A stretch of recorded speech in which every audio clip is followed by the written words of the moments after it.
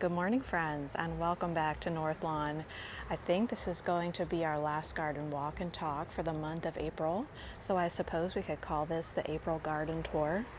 About 90% of our tulip bulbs are in bloom right now, and I think all of the daffodils are in bloom, so I'm so excited to show you around today. You might notice that at the entrance to the gate, I had to make a change.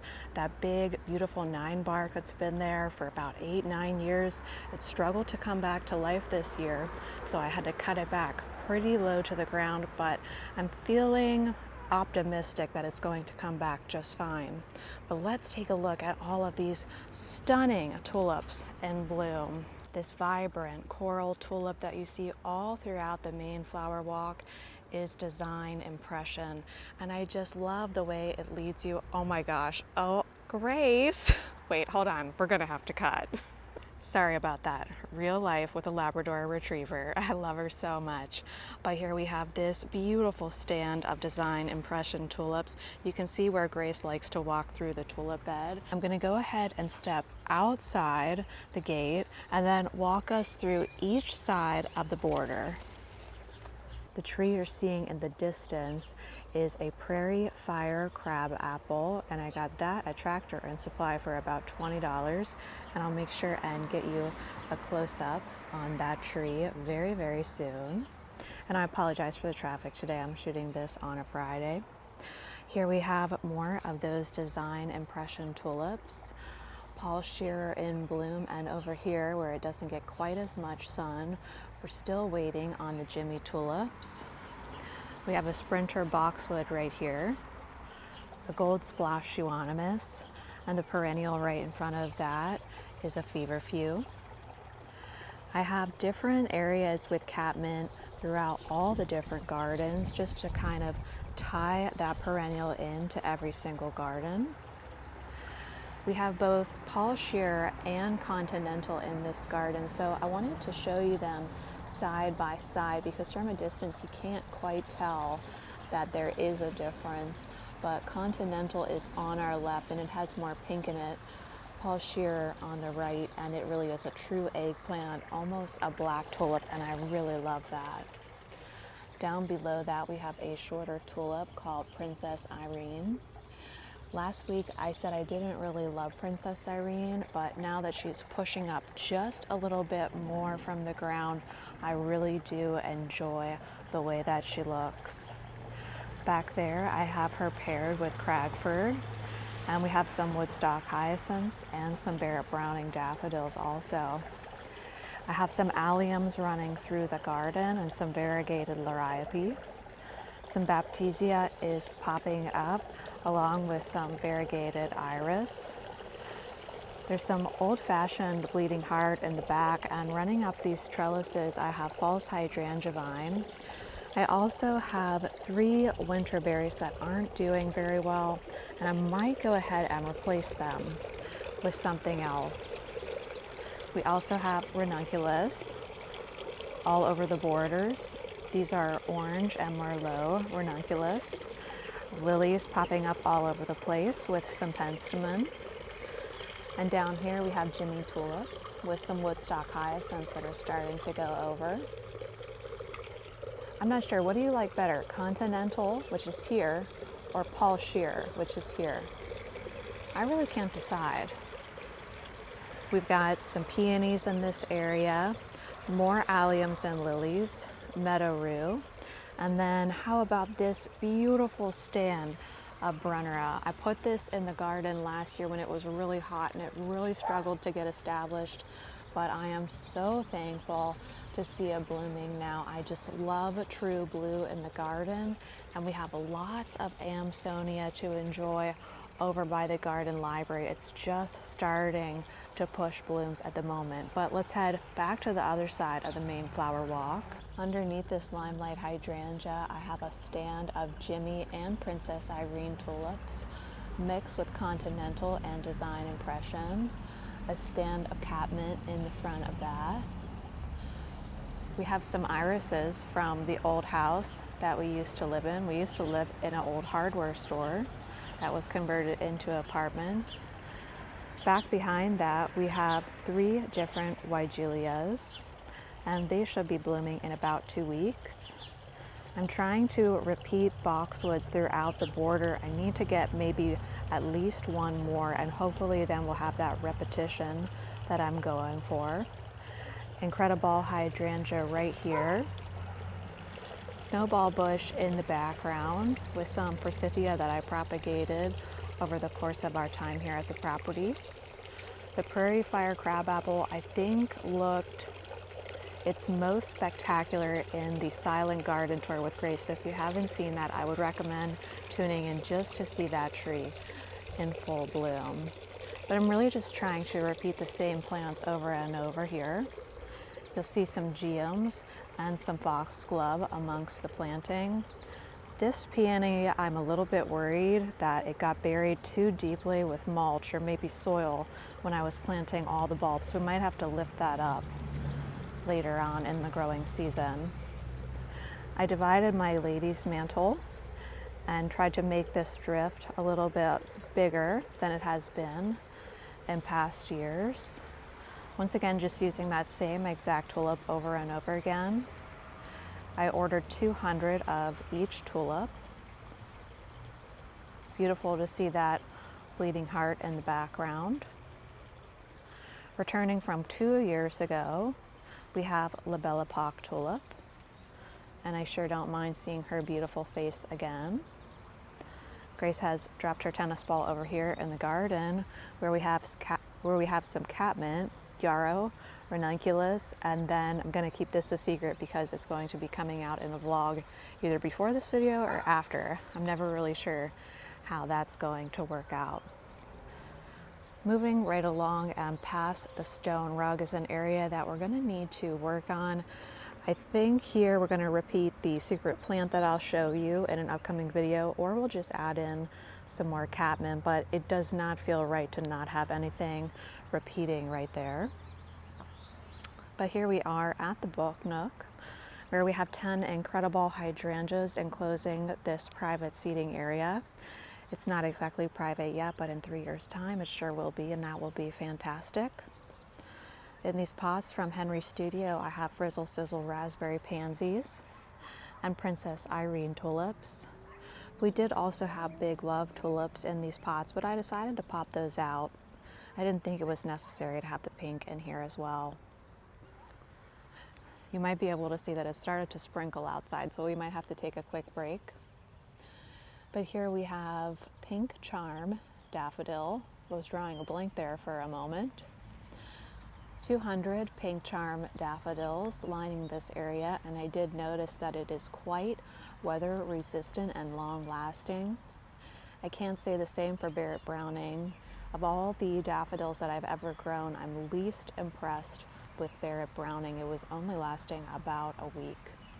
How about this? I think this is Storm Cloud Amsonia. I'm gonna have to check my notes, but it's some kind of Amsonia from Proven Winners. The color is just phenomenal. There's another crabapple tree back here that I also got from Tractor and Supply. I'll have to check my notes and see if I can find out what variety that one is. It blooms a little bit lighter, more dusty pink, but I definitely prefer the Prairie Fire crabapple to this one. Blue Point juniper right here. And the shrub that you see blooming with those really dainty fuzzy-like blooms is a Fothergilla. But I think this sprinkle is turning into rain. So let me head inside, grab my books. Oh no, Frida McFadden and Sarah Raven are getting rained on. I need to grab my books, head inside, and we'll pick up in just a few minutes. Back here in the raised bed garden, we have lots of new daffodils, hyacinths, and tulips in bloom. And one thing that I noticed over the course of this week is that the Pride series that we're growing, pink, orange, and I believe it's apricot, really faded in color very quickly. It was pretty hot, mid to maybe high 70s, but look at the color difference now between the Pride series and the Impression series. The Impression series didn't really lose any of its color, but the Pride series really faded out quickly. Also, just in my personal opinion, neither of these are great cut flowers because when I troweled them inside, they blew open in the vase really quickly, even when I picked them at the appropriate time. So just something to be aware of, but still a great landscape tulip. But last week I was saying I like the Pride series better. This week, I think I like the Impression series better. And Impression did come back in the main flower walk for me, so that's worthwhile to note also. I think last week we just had Orange Van Eyck and Lady Van Eyck blooming. I only see a few Lady Van Eyck left, but instead now taking over with that beautiful mid-range purple color is Purple Raven, and down below that we have 150 Woodstock Hyacinths in bloom. Something really interesting happened on Easter. I set out 4 tulip bouquets, 2 straight daffodil bunches, and 3 mixed bouquets at the flower stand for Easter, if I didn't say that already. And you know what sold right away? All the daffodils. And so I just kept replenishing all the daffodil bouquets on Easter. But I really do love this display, and I think it would look excellent grown in the flower border. This bed could probably use 1 more week. This is the bed where we overseeded this daffodil bed with lettuce, and you can see that lettuce is popping up now. And I have a mix of daffodils in here. We've got Pueblo, which is this ivory small daffodil. And then here's Cragford. And then these other ones were from a mix from Jung Seed. I think it said peach mix. So I'm not sure on the exact varieties. But I do have some cut in vases for an article that I'm working on, so I can show you them closer here. So here we have Cragford. Avalanche I have in the driveway garden and in a raised bed. And they're kind of going over now. I was working on this article a few days ago. Lingerie. Pueblo. Beautiful Eyes, which smells wonderful. Kind of like a gardenia or a more pleasant hyacinth. Del Nisha, Poeticus, more Avalanche going over there. And this one is a new favorite. This is Bella Estrella, and this one does smell exactly like a gardenia. So let's head over to that bed, a Bella Estrella and Avalanche, because the fragrance is just perfection. I'm pretty sure Bella Estrella was bred by Brent and Becky's bulbs, but please correct me if I'm wrong on that. I know it was a US breeder who introduced this, but isn't it wonderful? It's listed as a split corona daffodil, but you can see it's quite small for split corona. It seems more like a jonquilla, almost a combo of jonquilla and split corona. So you're seeing Avalanche in there and Bella Estrella. This one I think would look excellent grown in a meadow. Growing this one in grass is something I think I want to do next year, or maybe mass plant these in the driveway garden. But the fragrance, amazing, just like a gardenia.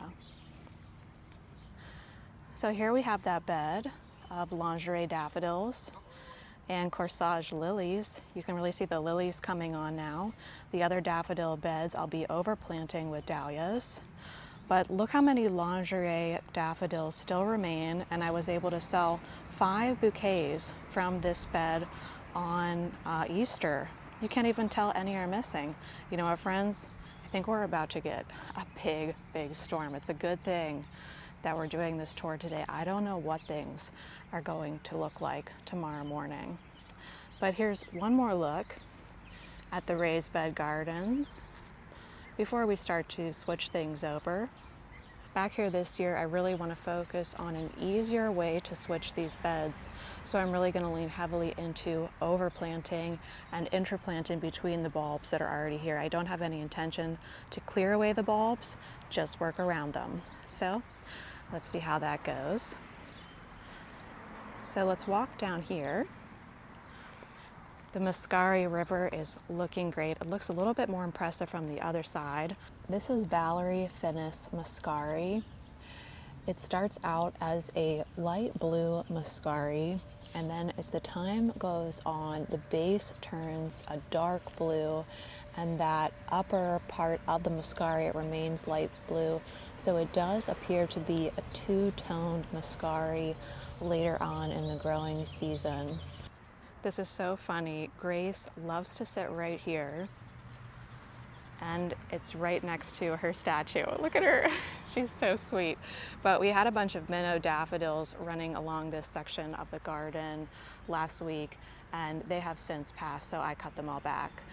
I think Grace is inviting us into the hydrangea room to do some exploring. We do have a few more lingerie daffodils hanging on, and the summer snowflakes are starting to go over. I'm just selectively deadheading in this garden at the moment. Gracie, why don't you take us down the path, okay? Here, take us this way, Gracie. That's it. Here's some more labellipop tulips, returning from 2 years ago. Gracie likes that, don't you, Gracie?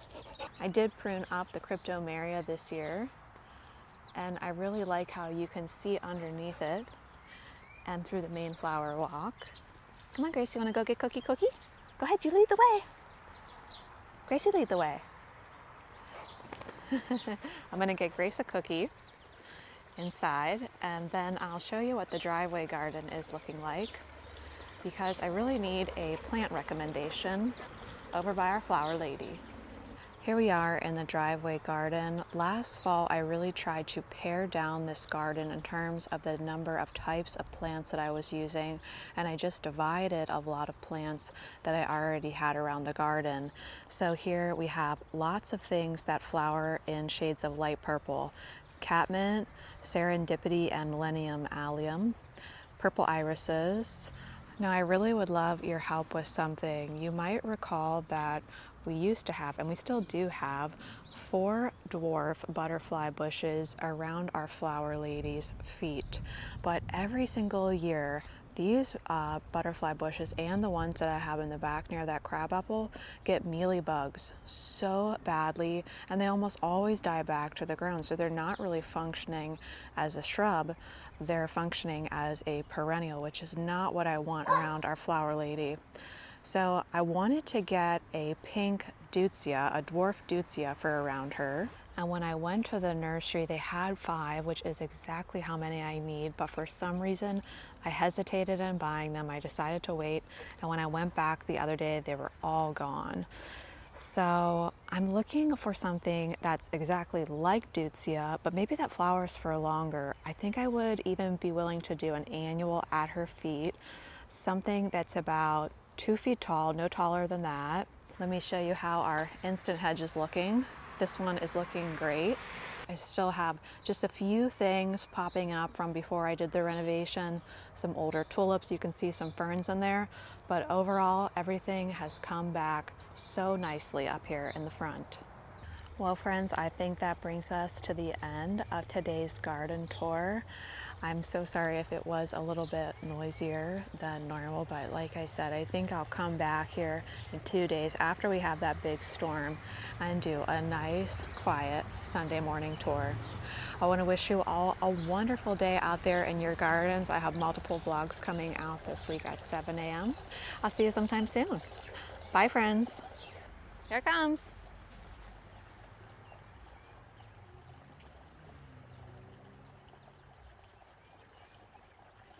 All right, good one.